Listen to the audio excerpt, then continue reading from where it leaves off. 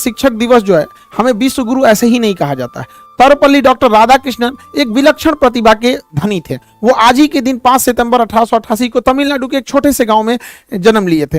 वो प्रारंभिक शिक्षा किए, फिर स्कॉलरशिप के पढ़ाई से आगे बढ़े और फिर बाहर जाके कई सारे डिग्रियां हासिल की और विदेशों में जाकर पढ़ाएं। ये अपने काबिलियत के दम पर बनारस हिंदू यूनिवर्सिटी यानी BA के कुलपति नियुक्त हुए। इसके बाद इनकी और भी योग्यताओं को देखते हुए इन्हें भारत का राजदूत बनाकर उस समय सोवियत संघ भेजा गया। उनके इन गुणों को और आगे बढ़ाते हुए उन्हें भारत का उपराष्ट्रपति नियुक्त किया गया। तो वाइस प्रेसिडेंट में भारत के पहले उपराष्ट्रपति चुने गए थे हमारे राधाकृष्णन जी। फिर हमारे दूसरे राष्ट्रपति के चुनाव में भी इन्हें स्थान दिया गया। तो ये भारत में आप देखिएगा शिक्षा के दम पर जो भी बड़े मुकाम हासिल करने थे वो सारे मुकामों को इन्होंने हासिल किया। अब कुछ लोग कहते हैं कि पढ़ लिख के कोई राजा बनता, ऐसे गधों से दूर रहना चाहिए। यहाँ पर पढ़ लिख के राजा बनने का यहाँ पे तो पढ़ाई लिखाई बहुत ज्यादा जरूरी है। भारत एक विश्व गुरु के तौर पे जाना जाता था। हमारे यहाँ एक से एक शिक्षक आए लोग जो शिक्षा दिए लोग। देखिए शिक्षक एक दीपक के समान होता है जो खुद जल के दूसरों को रोशनी करता है।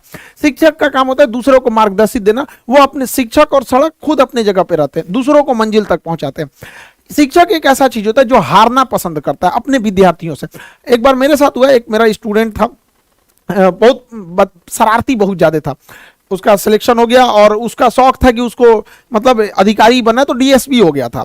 तो एक बार बड़ा जिद किया कि सर ऑफिस में छुट्टी का समय आइए ना, कभी हमारे ऑफिस के सारे स्टाफ लोग भी मिलना चाहते हैं प्लीज। बहुत रिक्वेस्ट किया तो हम उसको गए, बताए नहीं कि हम इतना बोले थे आ जाएंगे लेकिन टाइम नहीं बताए। वहां गए तो उसका सिक्योरिटी गार्ड हमको रोक दिया। हम तो मास्क लगाए थे, कोरोना चल रहा था यहाँ पे। कहा कि रुकिए अभी यहाँ पे सर बिजी है। हमको बड़ा खुशी हुआ, हम चुपचाप बताए नहीं यहाँ पे। कहा कि सर मीटिंग में है।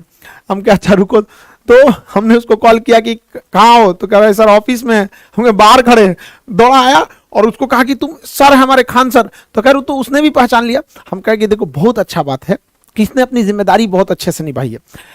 तो कहने का सेंस है कि इतना खुशी हुआ हमको कि हर माँ बाप और शिक्षक अपने अपने खुद विद्यार्थियों से हारना चाहते हैं। माँ बाप आपसे हारना चाहते हैं, वो चाहते हैं कि आप उनसे भी आगे जाए। हम खुद चाहते हैं कि बाबू आप सब लोगों से कहते हैं कि पढ़ लिख कर इतने आगे जाइए ना कि आपसे मिलने के लिए हमें आपके ऑफिस में पूछ के आना पड़े। उस दिन हमारे को लगेगा नहीं हम सफल हो गए। हम आपसे हारना चाहते हैं। जी जान लगा के पढ़ाई कीजिए, माँ बाप का, देश का, सबका नाम रोशन कीजिए। हम एक सोने की चिड़िया कहलाते थे एजुकेशन के दम पर। लोग चाइना से पढ़ने आते थे, आज चाइना कितना डेवलप हो गया है। हमारे यहाँ ह्वेनसांग, फाहियान, दुनिया भर के चाइनीज सब पढ़ने आए।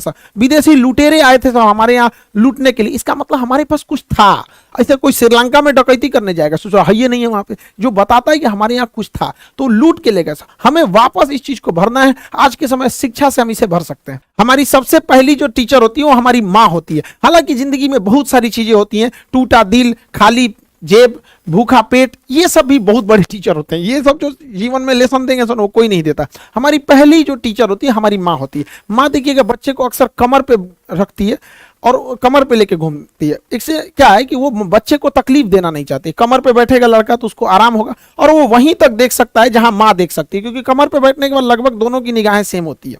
तो माँ सोचती है बेटे को आराम रहे। पिता की सोच थोड़ी डिफरेंस होती है। पिता होगा खुश होगा तो बच्चे को कंधे पे बैठाएगा। हाँ, पिता को पता है कि कंधे पे तकलीफ होगी, उसको बैठने में उतना आराम नहीं मिलेगा, लेकिन इसकी नजरें पिता की नजर से भी ज्यादा दूर तक जाएगी। तो पिता चाहता है कि जहां तक वो पहुंच पाया उसका बेटा उससे भी आगे जाए। तो माँ बाप के प्यार में थोड़ा सा अंतर होता है।